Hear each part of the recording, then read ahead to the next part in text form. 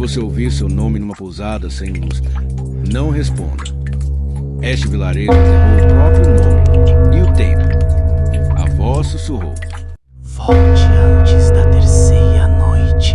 Mas a primeira começou, dentro do meu quarto. Volte antes da terceira noite. As marcas não são humanas e pararam bem aqui. Até amanhã. Assista até o fim e diga nos comentários: eu volto antes da terceira noite.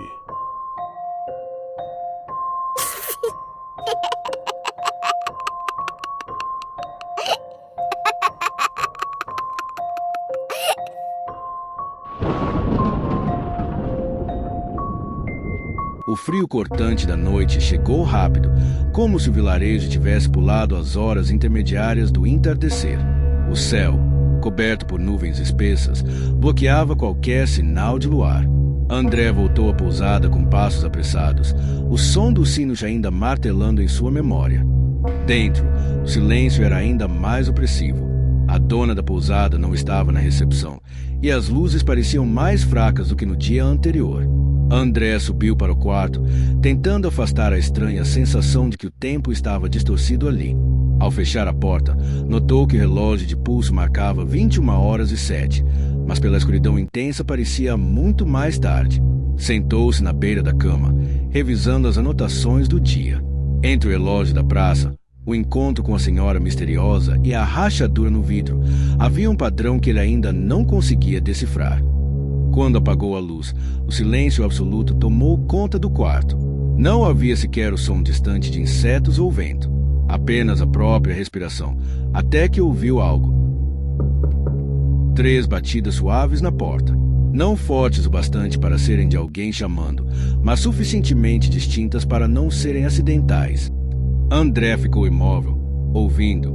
As batidas se repetiram, mais lentas desta vez, seguidas por um arranhar suave na madeira, como unhas longas deslizando.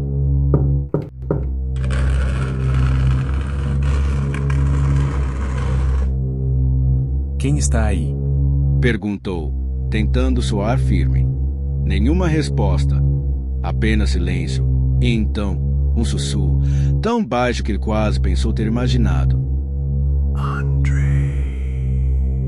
Seu corpo inteiro gelou. Ele não lembrava de ter dito seu nome a ninguém ali, exceto a dona da pousada. A maçaneta girou levemente, mas parou. André se aproximou, encostou o ouvido na porta e ouviu um leve som de respiração, lenta, profunda.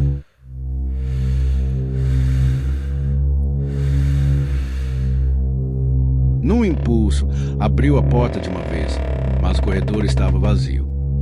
Com a lanterna do celular, André caminhou pelo corredor.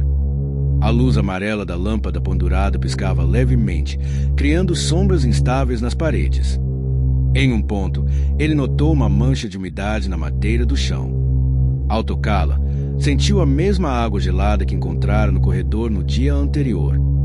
Ele seguiu as marcas até a escada, mas elas paravam ali. Não havia sinal de para onde a pessoa, ou coisa, tinha ido. De volta ao quarto, André decidiu registrar o evento no gravador de áudio. Enquanto falava, ele percebeu um ruído de fundo na gravação, algo parecido com uma voz abafada. Ele reproduziu o áudio várias vezes até entender. Volte antes da terceira noite. Era a mesma frase escrita no canto do mapa. O resto da noite se arrastou em vigília. Ele não conseguiu dormir. Ficou ouvindo cada estalo da madeira, cada mudança sutil no som da pousada. Em determinado momento, jurou ouvir passos lentos no teto, como se alguém, ou algo, estivesse andando exatamente acima do quarto. Perto das 3 horas, um vento frio atravessou o cômodo, embora todas as janelas estivessem fechadas e pregadas. André sentiu um peso no ar, e o cheiro de água parada invadiu suas narinas. Foi então que percebeu. O som dos passos no teto se aproximava do ponto acima de sua cama. Parou de respirar, aguardando. Um estalo seco ecoou, como madeira se partindo, e um fio de água gelada pingou sobre seu rosto. Ele se levantou num salto e recuou para o canto do quarto, olhando para cima. O gesso do teto estava começando a escurecer, formando um círculo de umidade que se expandia rapidamente. Antes se pudesse agir, ouviu de novo o sussurro, mas agora mais claro. Primeira noite. A lâmpada piscou 2 vezes e apagou completamente. A escuridão no quarto era quase sólida. André tateou até alcançar a lanterna do celular e acendeu. Mas a luz revelou algo que não estava ali antes.